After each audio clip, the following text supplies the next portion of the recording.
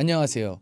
오늘은 제가 요즘에 경험한 일들에 대해서 좀 이야기를 해드리려고 하는데, 요즘에 사람들이 저를 좀 알아봐요. 뭐 길 가다가 알아보는 경우도 있고, 또 어디 식당이라든지 이런 데 가면 알아보는 경우도 있고, 또 특히 요즘에 제가 자주 가는 카페들에 이렇게 가면은 저를 알아봐요. 그래가지고 길 가다가 저를 알아보는 사람 같은 경우는 내가 그렇다고 뭐 유명한 사람도 아니고 그냥 내 이야기를 소신 있게 하는 뭐 이런 스타일이잖아. 그렇다 보니까 이 횡단보도에서도 오늘 알아보더라고. 그걸 어떻게 하냐면 딱 이렇게 보는데 딱 이렇게 쳐다보고서 멍하게 있는 거야. 또는 웃어. 그러면서 나를 알아봤다라는 그런 사인이 있는 거지. 그렇다고 내가 먼저 가가지고 안녕하세요. 2025년도 민주당이 주목하는 맞는 말 대잔치 유튜브입니다. 이렇게 이야기하면 병신이라고 생각해요. 아니야. 저 미친놈 아니야. 이럴 거 아니야. 그러니까 내가 안녕하세요. 2025년 민주당이 주목하는 맞는 말 대잔치 얘기를 할 수가 없는 거야. 그러니까 이게 알아보는데 이러고 뚫어져라 쳐다보니까 좀 민망한 것도 있고, 그리고 어디 식당에 가거나 카페에 가면은 특히 요즘에 제가 자주 가는 카페에 이렇게 갔더니 안녕하세요. 유튜브 잘 보고 있어요. 이러는 거야. 근데 그게 되게 민망한 거 있지.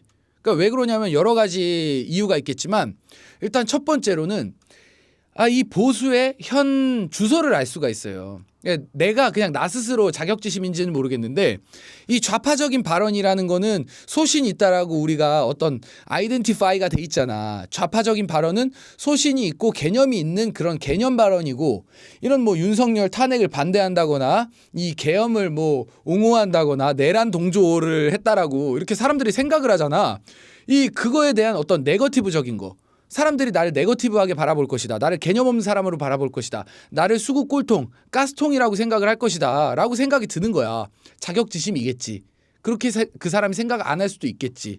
하지만 제가 생각하기에는 아직까지도 이게 우파의 현 주소고 보수의 현 주소다. 그리고 두 번째는 이 피하 식별의 문제가 있어요. 이 정치라는 거는 이 5대5 싸움이잖아. 아니 좌파 반이면 우파 반이라는 거야. 그렇다 보니까 저 사람이 예를 들어 나의 아군이 아니라 적이야. 저 사람이 북한 사람이고 중국 사람이고 러시아 사람이야. 그러면은 이게 아군이 아니기 때문에 저 사람이 나를 안 좋게 볼 것 같거든. 그러니까 예를 들어 커피 한 잔 마시러 왔습니다. 커피 아이스 아메리카노 한 잔 주세요. 이랬어. 그랬는데 저 사람이 내 아이스 아메리카노에 침을 뱉었을지, 토를 했을지, 코딱지를 넣었을지, 정액을 넣었을지 내가 그 예상을 할 수가 없다라는 거야. 그러니까 일단 거기에서 신변의 어떤 위험을 느끼고 나를 되게 안 좋게 생각할까 봐 그것도 좀 내가 뭐 잘못한 것도 없는데 나를 나쁘게 생각하는 거 아니야, 이런 생각이 매우 많이 든다라는 거지. 이게 좀 너무 소신 발언, 작심 발언을 너무 잘못했나? 좀 이런 생각도 조금은 들어요. 그리고 요즘에 그런 얘기를 많이 들어요. 요즘 MZ들은 참지 않잖아. 그렇다 보니까 어떤 탄핵 반대에 대해서 자기 목소리를 올리고 이런 사람들이 있어. 그러다 보니까 직장에서 보통 이 임원들이나 어떤 직위가 높은 사람들이 보통 좌파들이 많아. 그리고 요즘 이 MZ들이나 직장을 취업해가지고 30, 40대 그 아래쪽까지는 우파들이 많다고.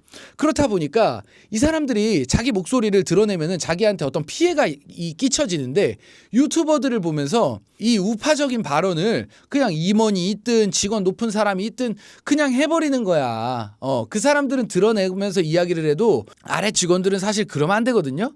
이 유튜버들은 뭐 자유가 있잖아. 솔직히 어떤 누구한테 고용이 되거나 그런 삶이 아니고 이 자유직이기 때문에, 또는 자영업자들은 자유직이기 때문에 자유롭게 말을 해도 되는데, 그런 우파적인 발언을 어떤 종업원으로서, 어떤 부하 직원으로서 그렇게 이야기를 하는 건 어떤 급여에 문제가 있다거나, 그러니까 다음 연도에 급여 인상에 대한 문제가 있다거나 재계약에 대한 문제가 있다거나 인사고과에 그게 반영이 돼 버려요. 그래서 우파적인 발언을 하면 안 되는데, 그런 우파적인 발언을 하는 사람에게 어떤 페널티를 줬다, 이런 이야기를 또 심심치 않게 봐요.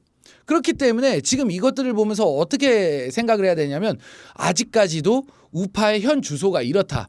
그리고 아직까지도 어떤 정치적인 자유라든지 어떤 정치적인 견해를 드러내는 데 있어서 굉장히 조심스럽게 살살살살 살얼음 걷듯이 해야 되고, 아무나 저처럼 이렇게 자유주의적인 그런 발언을 해서는 안 돼요.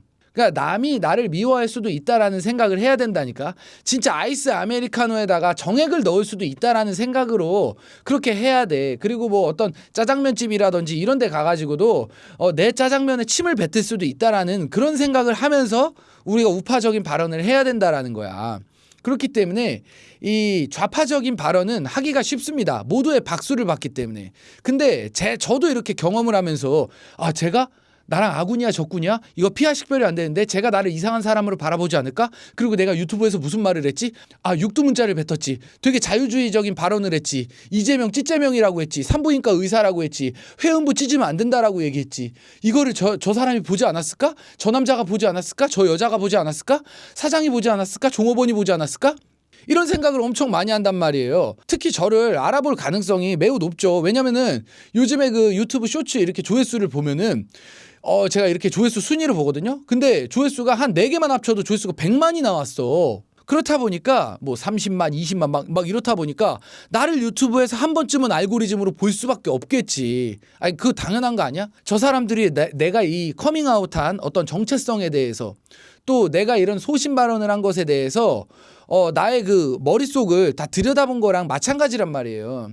그렇기 때문에 결국에는 이런 어떤 부담과 삶의 무게와 어떤 정치적인 그런 견해를 밝힌 것에 대한 이 사람들이 나에 대해서 네거티브하게 생각하고 손가락질을 하고 그리고 속으로 나를 욕하는 거에 대해서 그 담대하게 받아들일 준비가 되어야 돼요.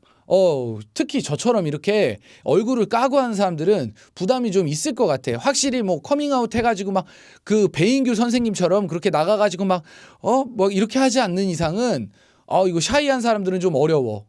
저 유튜브에서 봤어요. 뭐 이렇게 이야기를 하면은 확실히 좀 부담스럽더라고.